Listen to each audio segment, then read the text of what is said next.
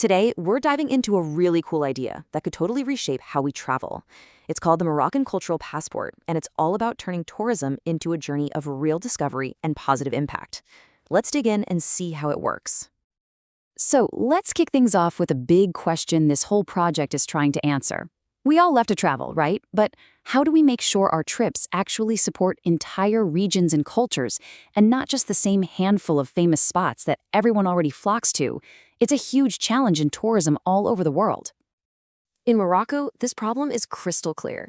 On one side, you have the beaten path, a few famous cities just packed with tourists, which puts a ton of pressure on them. But then on the other side, you've got these incredible hidden paths, huge culture-rich rural areas that often get completely overlooked. So the question is, how do you bridge that gap? Well, the answer comes in the form of a really smart, innovative tool.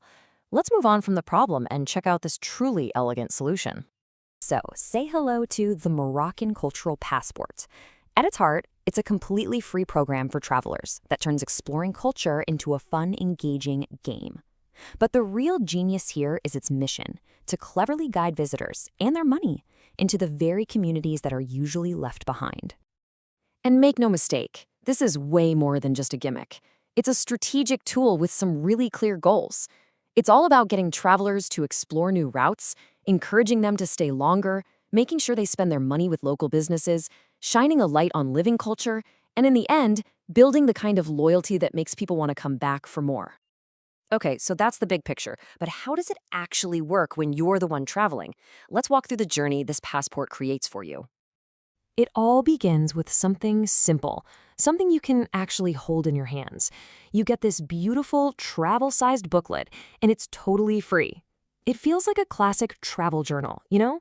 It's meant to be your companion, not just another app draining your phone battery. The whole process is wonderfully simple. First, you get your passport. Second, you go explore one of the designated regions. Third, you have a real, meaningful interaction with a local. And fourth, you earn this awesome, unique stamp to prove you are there. So where do you get these stamps? Well, not just anywhere. You get them at what they call local welcome points. And these aren't just random souvenir shops. We're talking about places like artisan cooperatives, small local museums, and certified rural guest houses, the real economic and cultural heart of these communities. And here's the secret sauce. This is the key rule. You don't get a stamp just for showing up. You have to earn it through a significant interaction. That could mean buying a craft from the person who made it, taking a workshop, or visiting a local heritage site. It's about actually engaging, not just looking. This is where it gets really fun. The project totally leans into this idea of a quest, turning your trip into a game where every new discovery feels like a win. Because this isn't just about collecting stamps to fill up a booklet. It's about leveling up as a traveler. Each stamp you get builds you up to a new status, unlocking cool rewards and pushing you to go just a little bit further. The reward system is simple, but so effective. With just 3 stamps, you become an initiated traveler and unlock exclusive cultural content. Get 7 stamps and you level up to Explorer, which gets you discounts with local partners. And if you manage to collect all 12, you hit Ambassador status, which comes with a special invitation to a cultural event or a big discount on a future trip. But this game isn't just for fun. It's a really smart mechanism. Each tier is specifically designed to incentivize you to stay longer and explore more widely, which feeds right back into the project's main goals. All right, let's zoom out from the traveler's experience. What does all of this mean for the communities on the ground? This is where the passport becomes a seriously powerful tool for economic development. This quote from the project strategy document says it all. Each stamp becomes a microeconomic platform. Just think about that.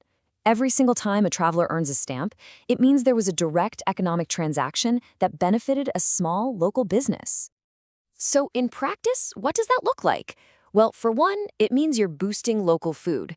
The passport encourages you to eat at authentic spots, away from the big hotels, putting money directly into family-run restaurants. Second, it's all about supporting artisans. By making co-ops key places to get stamps, it drives travelers to buy crafts directly from the source. That way, the makers get the profit, not just some middleman. Third, it's about filling those rural guest houses. When a certified guest house is an official stamp spot, it gives you a powerful reason to spend the night outside the big cities, supporting rural families. And finally, encourages hiring local guides and services. That significant interaction you need for a stamp often means taking a local tour or workshop, which creates jobs and puts value on local expertise. So when you put all these pieces together, it becomes clear this is so much more than a passport. It's a blueprint for a whole new way of traveling. The ultimate vision for success here really has three parts. First, a Morocco that's truly explored, where visitors discover just how diverse its regions are. Second, a Morocco that's understood, where travelers make deep, meaningful cultural connections. And third, a Morocco that's revisited, creating a loyal base of visitors who keep coming back for those authentic experiences. At the end of the day, the goal is to transform tourism from something you just consume into a conscious, cultural experience that benefits everybody. It's about making sure travel creates real, lasting value for everyone involved. And that leaves us with a final thought. We usually think of passport stamps as trophies, right? Souvenirs of places we've been. But what if we could change that? What if every stamp we collected wasn't just a memory for us, but a tangible, positive mark we left on the world we explore? That right there is the promise of a new kind of travel.